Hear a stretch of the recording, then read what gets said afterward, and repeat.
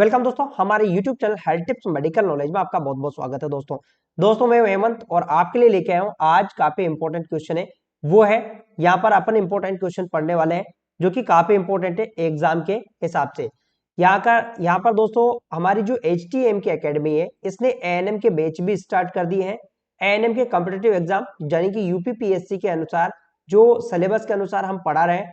अगर आप दोस्तों हमारे यूट्यूब चैनल को ज्वाइन हमारी जो यूट्यूब चैनल की एप्लीकेशन है HTM की एकेडमी, उसे आप ज्वाइन करना चाहते हैं तो तुरंत गूगल प्ले स्टोर से डाउनलोड कर लीजिए और वहां पर आप बैच को ज्वाइन कर सकते हैं और वो भी बिल्कुल एकदम लोवेस्ट प्राइस में है। आप वहां से बैच को ज्वाइन कर सकते हैं। तो चलते हैं, देखते हैं कौन कौन से इंपॉर्टेंट क्वेश्चन है और कॉम्पिटिटिव एग्जाम के लिए कौन कौन से महत्वपूर्ण क्वेश्चन है। दोस्तों ये CHO, ANM, GNM और यहाँ तक कि नॉर्सेट जो एम्स का एग्जाम है उसके लिए भी बहुत महत्वपूर्ण क्वेश्चन है। तो यहाँ पर देख लेते हैं कौन कौन से इंपॉर्टेंट क्वेश्चन है। सबसे पहली बात करें अपन क्वेश्चन में पूछा है germ theory of disease given by, यानी कि जो जर्म थ्योरी है डिजीज की, वो किसके द्वारा दिया गया है। जो जर्म थ्योरी है डिजीज की वो किसके द्वारा दिया गया। तो यहाँ पर सही आंसर क्या होगा। यहाँ पर बात करें अपन जर्म थ्योरी की, तो यहाँ पर सही आंसर क्या होगा, किसके द्वारा दी गई जर्म थ्योरी। यहाँ पर सही आंसर क्या है, जर्म थ्योरी किसके द्वारा दी गई। तो यहाँ पर सही आंसर है वो है कौन है, लुईस पास्चर। जो लुईस पास्चर वैज्ञानिक है इसने क्या किया है, इस जो लुईस पास्चर जो वैज्ञानिक है इसने बोला है कि जो जर्म थ्योरी का मतलब क्या है, यानी कि जो रोग होते हैं यानी कि रोग होते हैं यानी कि जो डिजीज होती है वो किसके द्वारा होती है, जो डिजीज होती है किसके द्वारा होती है, ये माइक्रो ऑर्गेनिज्म जैसे यानी कि माइक्रो ऑर्गेनिज्म के द्वारा होती है। इसीलिए ये बोला गया है किसने, लुईस पास्चर ने। तो यहाँ पर सही आंसर है अपना वाला बी वाला। बात कर लेते हैं नेक्स्ट क्वेश्चन में। यहाँ पर क्वेश्चन में क्या पूछा है, फर्स्ट वैक्सीन डेवलप बाय। ठीक है, यहाँ पर क्वेश्चन में पूछा है फर्स्ट वैक्सीन डेवलप बाय, पहला टीका किसके द्वारा विकसित किया गया था, यानी कि जो सबसे पहले जो टीका बनाया गया था वो किसके द्वारा बनाया गया था। तो यहाँ पर सही आंसर क्या होगा, यहाँ पे सही आंसर है वो है यहाँ पर किसके द्वारा बनाया गया था, सबसे पहला टीका वो बनाया गया था एडवर्ड जेनर के द्वारा। जो एडवर्ड जेनर वैज्ञानिक है इसने सबसे पहला टीका बनाया था किसका, स्मॉल पॉक्स का। ध्यान रख लेना, स्मॉल पॉक्स का सबसे पहले इसने टीका बनाया था और ये एग्जाम में भी आया हुआ है। ये नॉर्सेट का एग्जाम था उसके अंदर आया हुआ है कि सबसे पहला टीका किसका बना था। तो सबसे पहला टीका बना था वो बना था किसका बना था, वो बना था स्मॉल पॉक्स का। अगर बात करें यहाँ पर अलेक्जेंडर फ्लेमिंग की, तो इसने पेनिसिलिन को खोजा। किसको खोजा इसने, पेनिसिलिन को। ये आप क्वेश्चन पूछा जा सकता है कि पेनिसिलिन को किसने खोजा, वो खोजा अलेक्जेंडर फ्लेमिंग ने। और लुईस पास्चर ने क्या दिया, लुईस पास्चर ने दिया है वो जर्म थ्योरी के दिया है किसने, लुईस पास्चर ने। ठीक है, और रॉबर्ट कोच ने किसकी खोज की, रॉबर्ट कोच ने जो ट्यूबरक्लोसिस बैक्टीरिया, ट्यूबरक्लोसिस की खोज की किसने, रॉबर्ट कोच ने। ध्यान रख लेना, जो ट्यूबरक्लोसिस की जो खोज की थी वो रॉबर्ट कोच ने की थी और इसे अपन कोच बेसिलाई के नाम से भी जानते हैं, किसको, ट्यूबरक्लोसिस को। चलते अपन देख लेते हैं नेक्स्ट क्वेश्चन। ठीक है, नेक्स्ट क्वेश्चन को देख लेते हैं अपन। यहां पर नेक्स्ट क्वेश्चन की बात करें, who develop anti rabies vaccine, यानी कि रेबीज रोधी वैक्सीन किसने विकास किया। ठीक है, कहने का मतलब यानी कि जो रेबीज जानते हो ना, रेबीज जानते हो, रेबीज यानी कि जो डॉग बाइट से होता है। ठीक है, डॉग बाइट यानी डॉग बाइट की वजह से होता है, डॉग बाइट की वजह से होता है, फॉक्स बाइट की यानी कि लोमड़ी की बाइट की वजह से हो सकता है, मंकी बाइट की वजह से हो सकता है, मंकी बाइट है उसकी वजह से हो सकता है, कौन, रेबीज। तो इसका वैक्सीन किसने डेवलप किया। तो यहां पर सही आंसर क्या होगा, रेबीज का वैक्सीन किसने डेवलप किया। तो यहां पर सही आंसर है वो है यहाँ पर सही आंसर है वो है डी वाला, यानी कि जो वैक्सीन डेवलप किया गया किसके द्वारा, लुईस पास्चर के द्वारा। और लुईस पास्चर ने और भी वैक्सीन डेवलप किए, कौन कौन से डेवलप किए, डिप्थीरिया, ठीक है, डिप्थीरिया, कोलेरा और इनके वैक्सीन भी डेवलप किए किसने, लुईस पास्चर ने। चलते अपन देख लेते हैं नेक्स्ट क्वेश्चन को। यहां पर बात करें इंडिया, यहां पर क्वेश्चन में क्या पूछा है, India declared small pox free, यानी कि इंडिया कब स्मॉल पॉक्स फ्री डिक्लेयर किया गया है। कहने का मतलब यहां पर क्वेश्चन में पूछा है स्मॉल पॉक्स से कब फ्री हुआ है इंडिया। तो यहां पर सही आंसर क्या होगा, यहाँ पे सही आंसर है वो है अप्रैल 1997। अप्रैल 1997 के अंदर इंडिया को क्या है, स्मॉल पॉक्स से फ्री कर दिया गया, फ्री यानी स्मॉल पॉक्स मुक्त घोषित कर दिया गया। और अब ये जो डिजीज है ये वर्ल्ड से इरेडिकेटेड हो गई है, कौन, स्मॉल पॉक्स। ध्यान रख लेना, अगर कहीं भी आपसे क्वेश्चन पूछा जाए कि कौन सी डिजीज वर्ल्ड से इरेडिकेटेड हो चुकी है, तो वो है स्मॉल पॉक्स। ठीक है, चलते हैं अपन नेक्स्ट क्वेश्चन को देख लेते हैं। अपन बात कर लेते हैं यहाँ पर, ये काफी इंपॉर्टेंट क्वेश्चन है दोस्तों, इसके ऊपर स्टार लगा लेना, एग्जाम में कई बार क्वेश्चन पूछा जाता है। Chicken pox is caused by, ये बहुत ही महत्वपूर्ण क्वेश्चन है। चिकन पॉक्स किसके द्वारा होता है? Varicella zoster, herpes zoster, variola zoster, Bordetella pertussis. तो किसके कारण होता है चिकन पॉक्स? तो यहाँ पर सही आंसर क्या होगा? यहाँ पे सही आंसर है वो है कौन, वेरिसेला जोस्टर। आप जानते हो ना, कई बार आपने देखा होगा कि जो माताजी निकल जाती है, जैसे ऐसे शरीर पे क्या होता है, शरीर पे ऐसे बॉडी पर क्या है, दाने दाने से ऐसे दाने दाने बनने लगते हैं, माताजी निकल जाती है, उससे कहते हैं अपन माताजी निकल जाती है गांव की भाषा में।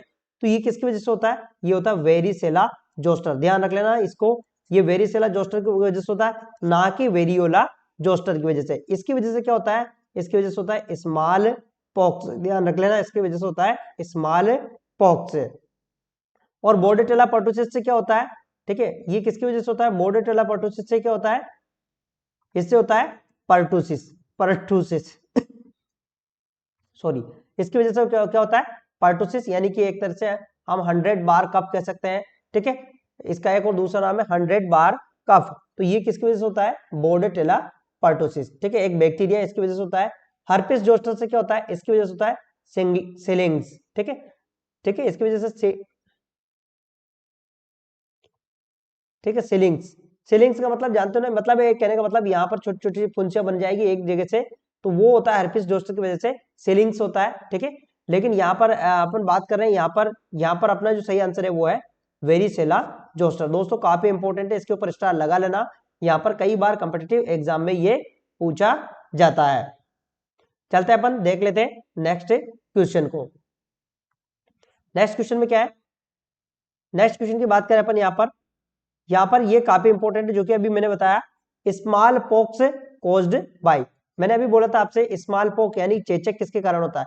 ध्यान रख लेना दोस्तों, यहाँ पर पूछा है चेचक, चेचक किसके कारण होता है? तो मैंने अभी बताया था आपको आंसर, चेचक किसके द्वारा होता है? वेरियोला वायरस की वजह से। किसकी वजह से होता है? वेरियोला वायरस की वजह से। ठीक है, ध्यान समझ में आ गया, वेरियोला वायरस की वजह से होता है कौन? चेचक। बात कर लेते हैं नेक्स्ट क्वेश्चन। नेक्स्ट क्वेश्चन की बात करें अपन, यहाँ पर क्वेश्चन में पूछा है incubation period of chicken pox is. ठीक है, तो चिकन पॉक्स का इंक्यूबेशन अवधि है, यानी जो चिकन पॉक्स है उसकी इंक्यूबेशन अवधि कौन सी है? इंक्यूबेशन अवधि जानते हो ना, इंक्यूबेशन अवधि किसे कहते हैं अपन? जैसे मान लो सपोज करो ये पेशेंट है, ठीक है, इसको क्या हो गया, ये चिकन पॉक्स के किसमें, चिकन पॉक्स के वायरस से एक्सपोजर हुआ। अब इसकी बॉडी के अंदर जब तक लक्षण आते हैं, यानी कि साइंग एंड सिम्टम्स आते हैं, तो यहां तक के बीच की जो एंट्री करने की और साइंग सिम्टम्स के बीच की जो अवधि होती है, उसे कहते हैं अपन, क्या कहते हैं उसे? अपन कहते हैं अपन इंक्यूबेशन पीरियड। तो यहां पर सही आंसर क्या होगा? क्या है इनका इंक्यूबेशन, चिकन पॉक्स का इंक्यूबेशन पीरियड कितना है? तो यहाँ पर सही आंसर है वो है 10 to 21 डेज, 10 से 21 दिन। ठीक है, 10 to 21 डेज इसका माना जाता है। ठीक है, किसका? चिकन पॉक्स का। अगर मान लो 10 से 21 दिन आपके ऑप्शन में नहीं है, तो यहाँ पर फिर सही आंसर होगा, वो होगा 14 डेज। ठीक है, समझ में आ गया, 14 डेज आपका सही आंसर होगा। चलते हैं अपन नेक्स्ट क्वेश्चन को देख लेते हैं अपन।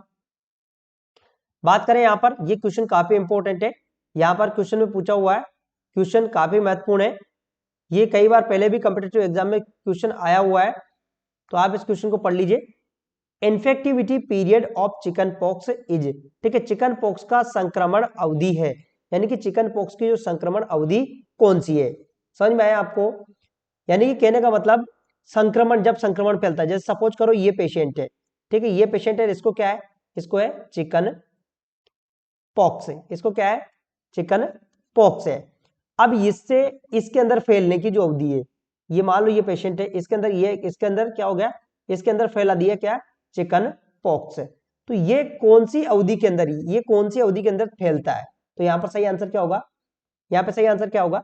यहाँ पे सही आंसर है वो है पहला वाला, 1 to 2 days बिफोर द रेश appear and 4 to 5 days after, ठीक है, रेश, यानी कहने का मतलब दाने निकलने के 1-2 दिन पहले या उसके 4-5 दिन बाद।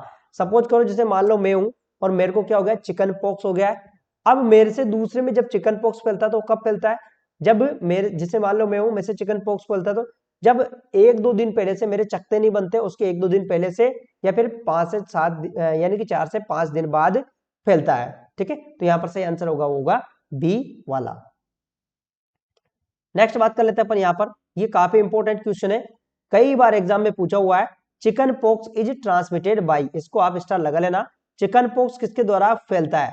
यहाँ बार बात करते हैं चिकन पॉक्स किसके द्वारा फैलता है। कंटामिनेटेड फूड, ठीक है, droplet nuclei, airborne infected syringe. तो यहाँ पर सही आंसर क्या होगा, किसके द्वारा फैलता है? Chicken pox. तो यहाँ पर सही आंसर है वो है, यहाँ पे सही आंसर है वो है ड्रॉपलेट न्यूक्लियाई, यानी कि छोटी नाभिक बूंदे, ठीक है। ड्रॉपलेट न्यूक्लियाई कैसे? जैसे मान लो ये एक पेशेंट है और ये पेशेंट ने क्या है, इस पेशेंट ने क्या है, छींक दिया, तो छींकने के बाद में क्या है, ये यानी स्नीजिंग हो गया, स्नीजिंग स्नीजिंग स्नीजिंग का मतलब यानी कि छींक दिया, और ये छोटी छोटी जो बूंदे ये इस पेशेंट के संपर्क में आ गई, उसके इस पेशेंट के संपर्क में आ गई, तो इसको भी क्या हो जाएगा, इसको हो जाएगा चिकन पॉक्स। तो ये जो ड्रॉप से फैलता है, ड्रॉप से फैलता है, इसलिए इसे क्या कहते हैं अपन, ड्रॉपलेट न्यूक्लियाई। मैं आपके नॉलेज के लिए बता देता हूं, वायु रोग कौन सा है? वायु जो रोग है वो है ट्यूबरकुलोसिस, ठीक है, ध्यान रख लेना, ट्यूबरकुलोसिस। ट्यूबरकुलोसिस को वायुजनित रोग भी माना गया है, तो इसके ऊपर स्टार लगा लेना। जो ट्यूबरकुलोसिस है उसे वायुजनित रोग माना गया है। और दूषित भोजन से कौन से रोग फैलते हैं? मोस्टली दूषित भोजन से कौन से, जैसे कि कौन सा, जैसे कि बोटुलिज्म, कौन सा, बोटुलिज्म, बोटुलिज्म, ठीक है, बोटुलिज्म। ये बोटुलिज्म किससे फैलता है? दूषित भोजन से फैलता है, ठीक है। चलते हैं अपन नेक्स्ट क्वेश्चन की तरफ, ठीक है। Chicken pox transmitted face to face contact of person. Face to face contact of person का मतलब होता है यानी कि ड्रॉपलेट, जो ड्रॉपलेट बूंद होती है, ड्रॉपलेट से ये एक से दूसरे के अंदर फैलता है। बात कर लेते हैं नेक्स्ट क्वेश्चन की। यहां पर क्वेश्चन में क्या पूछा है? क्वेश्चन में पूछा है प्लियोमॉर्फिज्म इन चिकन पॉक्स इज, ठीक है, चिकन पॉक्स में प्लियोमॉर्फिज्म मॉर्फिक है, प्लियोमॉर्फिक है, चिकन पॉक्स के अंदर प्लियोमॉर्फिक कौन सा है? तो यहाँ पर सही आंसर क्या होगा? यहाँ पे फटाफट आंसर बता दी कि यहाँ पर सही आंसर क्या होगा।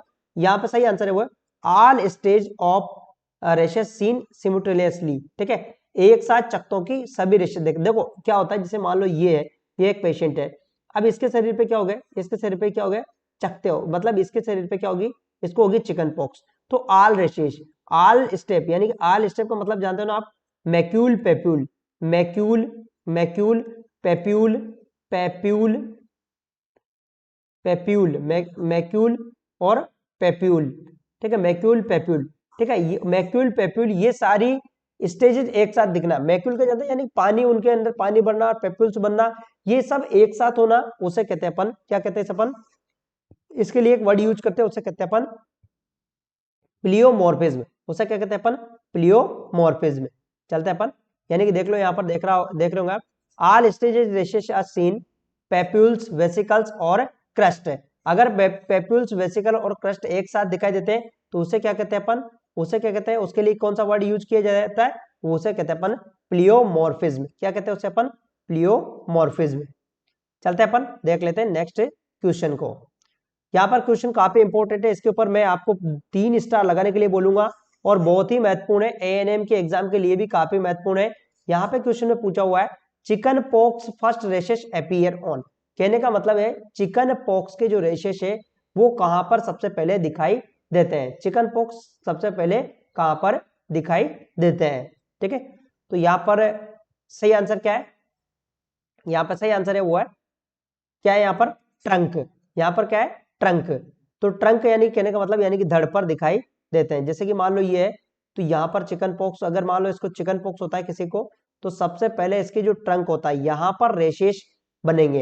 ये क्वेश्चन कई बार एग्जाम में पूछा हुआ कि सबसे पहले रेशेस कहां पर अपीयर होते हैं, तो होते हैं ट्रंक पर। अब मैं इसको याद रखने की ट्रिक बता देता हूँ। याद रखने की। आपने देखा होगा मुर्गियां किस में लाई जाती है, ठीक है, मुर्गियां, मुर्गियों को क्या कहते हैं अपन, चिकन, क्या कहते हैं उनको, चिकन। वो किस में लेके लेके आते हैं, ट्रक में, ठीक है, ट्रक में।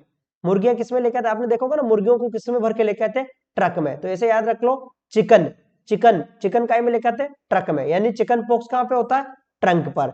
यानी चिकन पॉक्स के रेशेस कहां पर होते हैं, ट्रंक पर। तो ऐसे एक आप ट्रिक से याद रख सकते हैं, क्योंकि इसके ये बहुत सारे ऐसे हैं, यानी कि मीजल्स का भी है, और क्या नाम जो मीजल्स है, रूबेला का भी, उनके भी कई बार एग्जाम में ऐसे क्वेश्चन पूछे गए हैं, ठीक है।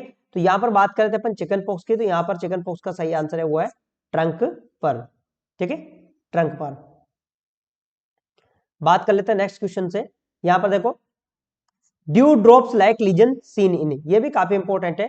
ओस की बूंद घाव की तरह दिखती है, ओस की बूंद की तरह घाव की तरह दिखती है, वो किसमें अंदर होती है। तो यहां पर सही आंसर क्या होगा, देखो यहां पर सही आंसर क्या है, यहाँ पे सही आंसर है वो है किसमें दिखती है, यहाँ पे सही आंसर है वो वेरिसेला जोस्टर। समझ में आ गया, वेरिसेला जोस्टर। देखो ड्यू ड्रॉप की बात कर रहे हैं अपन, ड्यू ड्रॉप जैसे कि आपने देखा होगा कि मान लो ये मतलब अपनी जो बॉडी होती है, आपने देखा होगा जिसको चिकन पॉक्स हो जाता है, ठीक है, किसी को मान लो सपोज करो चिकन पॉक्स होता है, तो उसकी बॉडी पे ऐसे ऐसे छोटी छोटी छोटी सी बूंदे बनने लग जाती है। तो ये किसमें दिखाई देती है, वेरिसेला जोस्टर। इसका दूसरा नाम अभी मैंने आपको बताया था, क्या है, चिकन पॉक्स। समझ में आ गया, इसका दूसरा नाम क्या है, चिकन पॉक्स है, ठीक है। ये डेल्यूजन नहीं है, यहां पर गलत आ गया इसमें, है ना। यहां पर क्वेश्चन में क्या पूछा है, चिकन पॉक्स इज कंट्रोल्ड, ठीक है, चिकन पॉक्स नियंत्रित होता है, ठीक है, चिकन पॉक्स इज कंट्रोल्ड, यानी चिकन पॉक्स को हम कैसे नियंत्रित कर सकते हैं, strict isolation, fumigation, antibacterial medicine, use patient articles. देखो यहां पर बात करें नियंत्रण की, तो यहां पर सही आंसर है वो स्ट्रिक्ट आइसोलेशन। कहते हैं ना उसको चिकन पॉक्स हो रहा है यार, मेरे को चिकन पॉक्स हो रहा है, मेरे संपर्क में मत आओ, ठीक है, यानी कहने का मतलब स्ट्रिक्ट आइसोलेशन है। स्ट्रिक्ट आइसोलेशन का मतलब जानते हो, जैसे मान लो ये पेशेंट है, ये पेशेंट है, ये पेशेंट है, इस पेशेंट को, इस पेशेंट से अपन ने, यानी कि दूसरे लोग घर के, इनको हमने दूर रख दिया इनकी तरफ, यानी कि इनको क्या कर दिया, इसको आइसोलेट कर दिया, क्या कर दिया, इसको आइसोलेट कर दिया। तो यहाँ पर सबसे इंपॉर्टेंट है वो स्ट्रिक्ट आइसोलेशन। देखो एंटीबैक्टीरियल अपन देंगे ही, क्योंकि ये तो एंटीवायरल है, ये किससे होता है, ये वायरस से होता है, ठीक है, किससे होता है, ये वायरस से होता है। तो एंटीबैक्टीरियल दवा यहाँ पर काम नहीं आएगी। अगर यूज पेशेंट आर्टिकल हमने उपयोग में लिए, तो और ज्यादा चांस रहेंगे किसके, इन्फेक्शन बढ़ने के। तो यहाँ पर सही आंसर है वो अपना है स्ट्रिक्ट आइसोलेशन। बात कर लेते हैं नेक्स्ट क्वेश्चन की। नेक्स्ट क्वेश्चन काफी इंपॉर्टेंट है, ये भी कई बार कॉम्पिटिटिव एग्जाम में क्वेश्चन पूछा हुआ है। Complication of chicken pox is, यानी कि जो चिकन पॉक्स के कॉम्प्लिकेशन कौन से हैं। कई बार क्वेश्चन में पूछा है कि यानी चिकन पॉक्स की जटिलता है, तो यहाँ पर सही आंसर क्या होगा, चिकन पॉक्स की जटिलता पूछिए, तो यहाँ पर सही आंसर होगा क्या होगा, यहाँ पे सही आंसर होगा वो होगा राय सिंड्रोम। समझ में आ गया, राय सिंड्रोम। भाई देखो राय सिंड्रोम होता क्या है, जैसे मान लो मैं आपको बताता हूँ, ये एक पेशेंट है, ठीक है, ये एक पेशेंट है, और इसको क्या हो गया, ये एक पेशेंट है, और इसको हो गया, क्या हो गया, इसको हो गया चिकन पॉक्स। समझ में आ गया, इसको हो गया, इसको जो हो गया चिकन पॉक्स। ये एक पेशेंट है, इसको हो गया, क्या हो गया, इसको हो गया चिकन पॉक्स, ठीक है।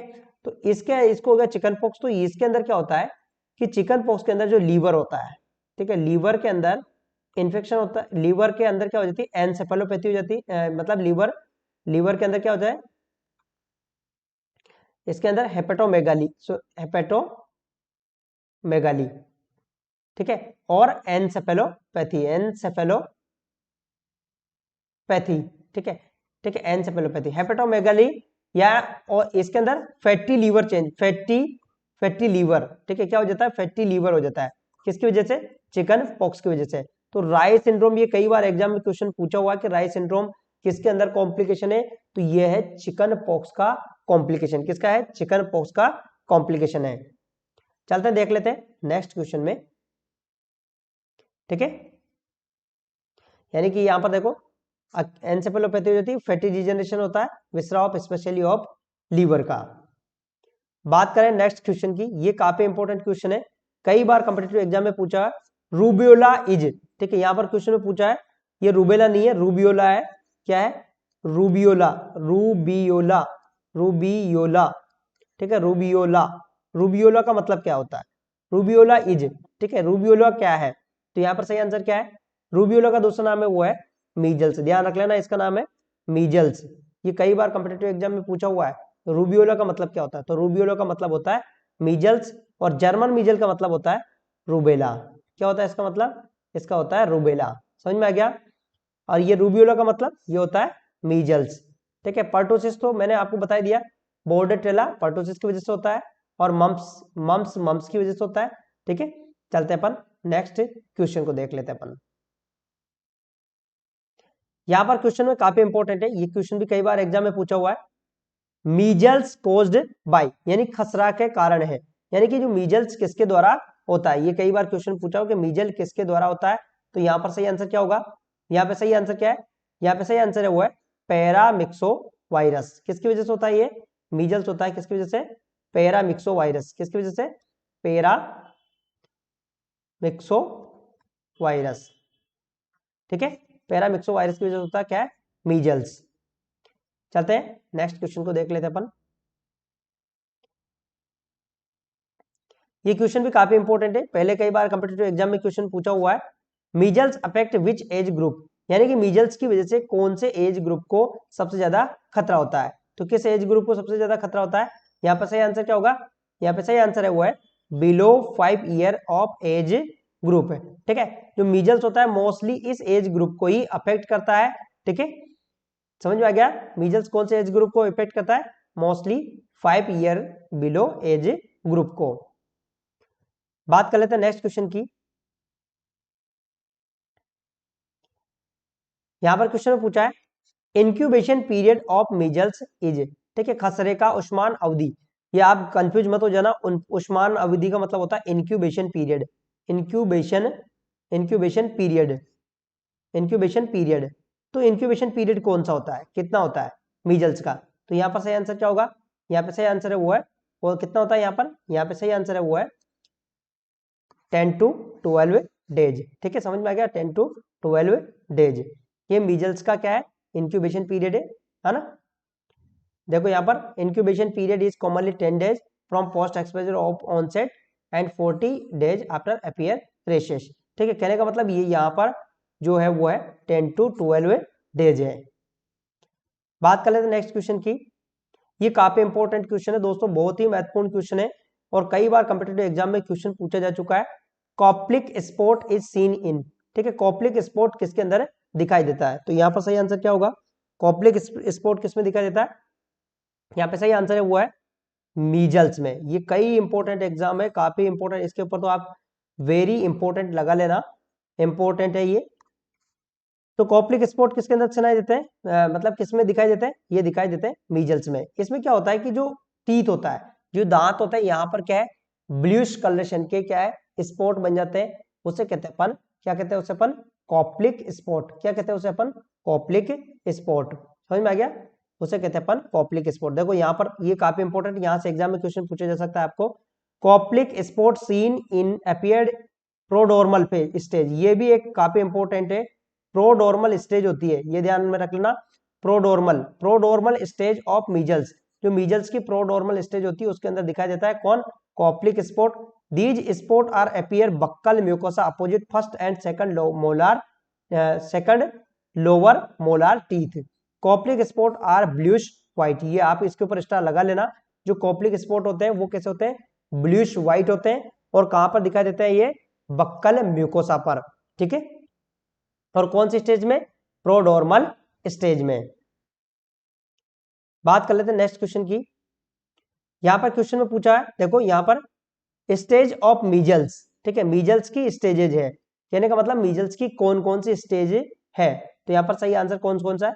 Prodromal stage, eruptive stage, post measle stage, all of these. तो ये सारी जो क्या है, ये सारी जो स्टेजेज है वो मीजल्स की कौन सी है? मतलब ये सभी स्टेज किसकी है? ये सारी स्टेज है वो है मीजल्स की, ठीक है। मीजल्स की ये सारी स्टेज पाई जाती है, प्रोडोर्मल, एरप्टिव और पोस्ट पोस्ट मीजल स्टेज और ऑल ऑफ अबोव। तो यहाँ पर डी वाला करेक्ट आंसर है। बात कर लेते हैं नेक्स्ट क्वेश्चन की।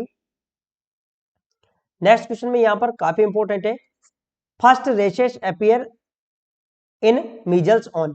ठीक है, कहने का मतलब मीजल्स में। अभी अपन ने मैंने क्या बताया था अभी आपको, एक तो मैंने बोला था चिकन पॉक्स, चिकन पॉक्स। ठीक है, इसको कैसे याद रखोगे, चिकन पॉक्स, तो ये कहां पर होता है, ये होता है ट्रंक पर। किस पे होता है ये, ट्रंक, ट्रंक यानी धड़। ठीक है, धड़ पर। ठीक है, यानी कि छाती। ठीक है, यानी कि छाती पर। इसके बाद में यहां पर बात करें किसकी, मीजल्स की, तो मीजल्स में कहां पर आता है, बिहाइंड ईयर। ठीक है, बिहाइंड द ईयर, समझ में आ गया, बिहाइंड, बिहाइंड द ईयर, समझ में आ गया, कान के पीछे, कान के पीछे। ठीक है, और इसके बाद में ये किसका है, ये मीजल्स का है ना, ये मीजल्स का है। और यहां पर मैं आपको बताता हूं रूबेला, रूबेला का, तो इसका होता है फेस पर। ठीक है, सबसे पहले रेशेस आते हैं फेस पर। इसका तो मैंने एक ट्रिक बता रखा ना आपको, रूबेला का मतलब रूला देने वाला, रूला देने वाला, रूबेला का मतलब रूला देने वाला। रोता कहां से, फेस से, मुंह से, तो यानी कि फेस पर होता है, उसे कहते हैं अपन रूबेला। और चिकन पॉक्स मैंने अभी आपको बताया, चिकन यानी मुर्गियां किस में लेके जाई जाती है, ट्रक में। ठीक है, ट्रक से याद रख लो ट्रंक। ठीक है, यानी कि चिकन, चिकन काई में लाते हैं, चिकन का ट्रांसपोर्ट काई में होता है, ट्रक में, तो ऐसे याद रख लो, चिकन यानी ट्रक यानी कि ट्रंक। ठीक है, यानी पहले जो सबसे पहले जो चकते बनते हैं, यानी कि जो रेशेस अपीयर होते हैं, वो चिकन पॉक्स में क्या पर होते हैं, ट्रंक पर। और मीजल्स में कान के पीछे, और रूबेला में रूला देता है, कहां सर होता है, फेस से, यानी कि कहने का मतलब सबसे पहले फेस पर अपीयर होते हैं। ठीक है, चलते हैं अपन नेक्स्ट क्वेश्चन की तरफ। ये क्वेश्चन काफी इंपॉर्टेंट है, वैसे इसका यहाँ पर आंसर पब्लिश हो चुका है वैसे। Most common complication of measles is, ठीक है, खसरे का सबसे आम जटिलता, ये आप इसके ऊपर लगा लेना, स्टार लगा लेना, या तो वैसे आंसर आ ही चुका है। तो यहाँ पे सबसे जो सही आंसर है वो है न्यूमोनिया। ठीक है, जो मीजल्स है, मीजल्स का जो कॉम्प्लिकेशन है वो सबसे जो है वो है न्यूमोनिया। ठीक है, न्यूमोनिया, न्यूमोनिया से क्या है, सबसे ज्यादा कॉम्प्लिकेशन है वो है न्यूमोनिया। और चाइटिस किसकी वजह से होता है, ये होता है मम्प्स की वजह से। ठीक है, मम्प्स की वजह से होता है, किसके अंदर होता है, ये मेल के अंदर, समझ में आ गया, मम्प की वजह से होता है मेल के अंदर। राई सिंड्रोम किसकी वजह से होता है, चिकन पॉक्स की वजह से, किसकी वजह से होता है, चिकन पॉक्स की वजह से। ठीक है, चलते अपन देखते हैं नेक्स्ट क्वेश्चन को। ये काफी इंपॉर्टेंट क्वेश्चन है दोस्तों, कई बार कॉम्पिटिटिव एग्जाम में पूछा हुआ है। फ्रीज ड्राइड वैक्सीन इज, ठीक है, फ्रीज ड्राइड वैक्सीन कौन सा है, यानी कि जो फ्रीज में ड्राई रूप में होता है, यानी कि ड्राई फॉर्म में होता है, वो कौन सा है। तो यहाँ पर सही आंसर क्या होगा, यहाँ पे सही आंसर है वो है मीजल्स। जो मीजल्स का वैक्सीन है वो क्या है, फ्रीज ड्राइड है। ये फ्रीज में रखते ही नहीं है, ये फ्रीज ड्राइड है ही नहीं। ठीक है, ठीक है, ये फ्रीज ड्राइड नहीं है। इसके बाद में ये भी नहीं है और ये भी नहीं है, यहाँ पर सही आंसर है वो है मीजल्स, है ना। बात करें नेक्स्ट इंपॉर्टेंट, ये काफी इंपॉर्टेंट क्वेश्चन है। यहाँ पर क्वेश्चन पूछा है वन टाइम, ठीक है, वन टाइम, यहाँ पर क्वेश्चन पूछा one time open measles vaccine should be used with in. कहने का मतलब आपने ये मीजल्स की वैक्सीन है, ये मीजल्स की वैक्सीन आपने इसको क्या है, ओपन कर दी, क्या कर दी, ओपन कर दी है। तो इसको कितने टाइम में इसको यूज कर लेना है, अगर खोल दी तो इसको कितने टाइम में यूज कर लेना है। यहाँ पर सही आंसर क्या होगा, फटाफट आंसर आपको बताना है। यहाँ पे सही आंसर है वो है 4 आवर्स। इसको क्या है, 4 आवर्स के अंदर हमें यूज कर लेना है, उसके बिलो बिलो ही अपन को यूज कर लेना है। वैसे तो ओपन करने के 1 आवर्स के अंदर अंदर ही इसे अपन को यूज कर लेना होता है, किसको, मीजल्स की वाइल को। अगर आप इससे यानी कि हम आप 1 घंटे से 4 आवर्स के बीच में यूज कर रहे हैं, तो इसको कहां पर रखना है, डार्क प्लेस, समझ में आ गया, डार्क प्लेस पर रखना है। तो हम यहाँ से कितने 1 to 4 आवर तक यूज कर सकते हैं। लेकिन अगर इसके बाद में आपने यूज किया तो इसकी वजह से क्या हो सकता है, toxic toxic shock syndrome, shock syndrome, ये ध्यान रख लेना। कई बार एग्जाम में पूछा जाता है कि कौन से वैक्सीन की वजह से टॉक्सिक शॉक सिंड्रोम हो सकता है, तो वो है मीजल्स का वैक्सीन। ठीक है, यहाँ पर देख लो, यहाँ पर क्या लिखा है, measles vaccine is very sensitive to sunlight while is constituting use within 4 hour 2 to 8 degree centigrade temperature, यानी कि 2 से 8 डिग्री सेंटीग्रेड टेम्परेचर पर आपको कितने यूज करना है, 4 आवर तक इसको यूज कर सकते हैं। ठीक है, यानी कि 4 आवर के अंदर अंदर ऐसे यूज कर लेना है। बात कर लेते हैं नेक्स्ट क्वेश्चन की। नेक्स्ट क्वेश्चन में क्या है, नेक्स्ट क्वेश्चन की बात कर लेते हैं अपन यहाँ पर। ये क्वेश्चन भी काफी महत्वपूर्ण है। Measles vaccine is given at age, खसरे का टीका किस उम्र में दिया जाता है? काफी महत्वपूर्ण क्वेश्चन है, इसके ऊपर तो बहुत स्टार लगा लेना, हर बार एग्जाम में क्वेश्चन पूछा जाता है। तो मीजल्स का वैक्सीन कब दिया जाता है? तो बता दीजिए यहाँ पर सही आंसर क्या होगा। यहाँ पे सही आंसर है वो है 9 मंथ, यानी कि 9 महीने की जो एज होती है, 9 मंथ की जब एज होती है तब लगाया जाता है किसका टीका लगाया जाता है? मीजल्स का। और किस रूट से लगाया जाता है ये भी मैं बता देता हूँ, सब क्यूटेनियस, सब क्यूटेनियस, ठीक है, सब क्यूटेनियस, समझ में आ गया। यानी कि ये चमड़ी है, इस चमड़ी के नीचे आपको यहाँ पर कितना एंगल रखना है? 45 डिग्री का एंगल लगाकर सब क्यूटेनियस लगाना है, समझ में आ गया। यहाँ पर एक क्वेश्चन कई बार पूछा जाता है कि मीजल्स के वैक्सीन के साथ में कौन से विटामिन की खुराक दी जाती है? तो वो है विटामिन विटामिन विटामिन ए। आपको मैं ध्यान नॉलेज के लिए बताता हूँ, वो है विटामिन ए। बात कर लेते हैं नेक्स्ट क्वेश्चन की। देखो आप यहाँ पर 9 मंथ की एज पर दिया जाता है, सबक्यूटेनियसली दिया जाता है, और 0.5 ml, कितनी डोज? 0.5 ml सिंगल डोज दी जाती है। The measles vaccine cause toxic shock syndrome use after 4 hour, यदि आपने 4 आवर से ज्यादा समय तक उस वाइल को, ओपन वाइल को यूज कर लिया तो उसकी वजह से हो सकता है टॉक्सिक शॉक सिंड्रोम। बात कर लेते हैं नेक्स्ट क्वेश्चन में क्या है। क्वेश्चन काफी इंपॉर्टेंट है। मीजल्स ट्रांसमिटेड बाय, यानी कि मीजल्स किसके द्वारा ट्रांसमिट होता है, यानी खसरा किसके द्वारा फैलता है? तो यहाँ पर सही आंसर क्या होगा? यहाँ पे सही आंसर है वो है ड्रॉपलेट इन्फेक्शन, ठीक है। ड्रॉपलेट इन्फेक्शन मैंने अभी आपको बताया था, मान लो ये पेशेंट है, इसने कोई छीका, यहाँ से छीका, ये क्या है, इसके पास चले गए, ठीक है, इसके पास चले गए और ये इसको इन्फेक्ट कर दिया, इसको इन्फेक्ट कर दिया, तो ये क्या हो गया? ये ड्रॉपलेट इन्फेक्शन हो गया। फीकर ओरल रूट से मैंने अभी आपको बताया था हेपेटाइटिस, हेपेटाइटिस कौन सा फैलता है? फीकल ओरल हेपेटाइटिस ए और हेपेटाइटिस ई। सबसे ज्यादा जो फैलता है वो फैलता है हेपेटाइटिस ए, समझ में आ गया, हेपेटाइटिस ए। पोल्यूटेड एयर से बहुत सारी डिजीज हो सकती है, पोल्यूटेड एयर से, जैसे कि मैंने आपको बताया, जैसे कि क्या हो सकती है, ट्यूबर मतलब सिलिकोसिस है, या फिर अदर प्रॉब्लम्स हो सकती है यहाँ पर, लेकिन यहाँ पर सही आंसर रहेगा वो रहेगा अपना यहाँ पर बी वाला। बात कर लेते हैं नेक्स्ट क्वेश्चन की। ये देखो ये काफी इंपॉर्टेंट क्वेश्चन है। रूबेला इज, ठीक है, रूबेला इज, रूबेला है, ठीक है, रूबेला क्या है? रूबेला को क्या कहते हैं अपन? रूबेला क्या है? रूबेला यहाँ पर सही आंसर क्या होगा? रूबेला क्या है? यहाँ पे सही आंसर वो है जर्मन मीजल्स। मैंने अभी आपको क्या बताया था? देखो मैं आपको बताया था सबसे पहले, एक तो मैंने बताया था आपको रूबियोला, रूबियोला है ना, रूबियोला, एक है रूबेला, ठीक है, रूबेला, ठीक है, एक है रूबियोला और एक है रूबेला। तो ये तो क्या है, इसका नाम है, इसका नाम है मीजल्स, है ना, इसका नाम है जर्मन मीजल्स, मीजल्स, समझ में गया, इसका नाम मीजल्स, इसका नाम जर्मन मीजल्स। यहाँ पर मैं आपके नॉलेज के लिए बता देता हूँ, हैंसन डिजीज, हैंसन डिजीज किसको कहते हैं अपन? लेप्रेसी, जो लेप्रेसी है, लेप्रेसी है उसे अपन हैंसन डिजीज के नाम से कहते हैं। और सोशल बैरोमीटर किसे कहते हैं अपन? सोशल बैरोमीटर जो नाम है वो है किसका? टीबी का। टीबी यानी कि, टीबी यानी ट्यूबरक्लोसिस, जो ट्यूबरक्लोसिस है, ट्यूबरक्लोसिस है, उसका नाम क्या है? सोशल बैरोमीटर के नाम से उसे अपन जानते हैं। चलते हैं अपन नेक्स्ट क्वेश्चन की तरफ। लेकिन यहाँ पर सही आंसर क्या रहेगा अपना? यहाँ पर सही आंसर है वो है जर्मन मीजल्स है, ठीक है। बात कर लेते हैं नेक्स्ट क्वेश्चन की। क्वेश्चन काफी इंपॉर्टेंट है।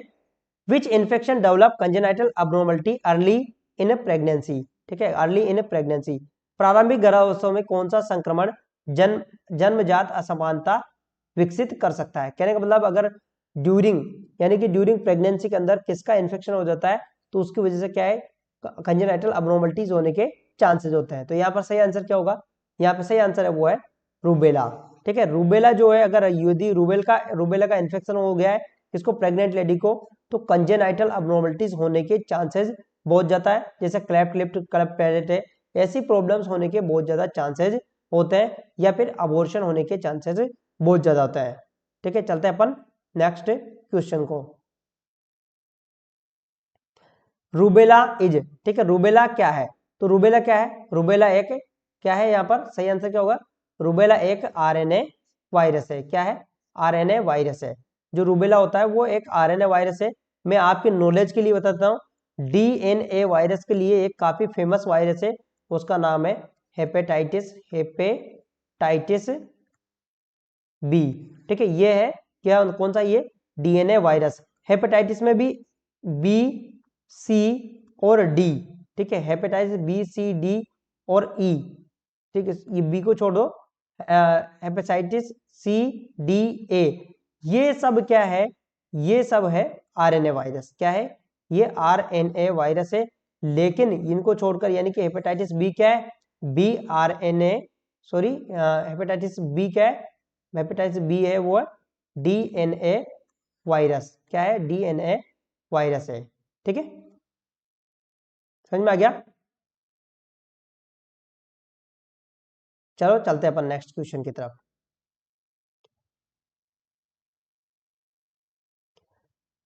Incubation period of rubella is. ठीक है, रूबेला का इंक्यूबेशन पीरियड है, यानी कि जो रूबेला का इंक्यूबेशन पीरियड है वो कौन सा है? यहाँ पर सही आंसर क्या होगा? रूबेला का इंक्यूबेशन पीरियड को पूछा है, तो रूबेला का इंक्यूबेशन पीरियड कितना होगा यहाँ पर? 14 से 21 डेज। ठीक है, रूबेला का जो इंक्यूबेशन पीरियड है वो 14 से 21 डेज है। 14 टू 21 डेज है। ठीक है, अप्रोक्सीमेट इसको 18 माना जाता है, लेकिन अपन 14 से 18 डेज है। तो अगर दोस्तों आपको वीडियो पसंद आया तो वीडियो को लाइक कर देना। अगर आपसे और भी, आपको और भी इंपॉर्टेंट क्वेश्चन देखना है तो आप हमारी HTM की एकेडमी जो एप्लीकेशन है उसे आप डाउनलोड कर लीजिए, और डाउनलोड कर आप वहां से और भी ऐसे इंपॉर्टेंट क्वेश्चंस को आप देख सकते हैं। मिलेंगे नेक्स्ट क्लास में, तब तक के लिए धन्यवाद।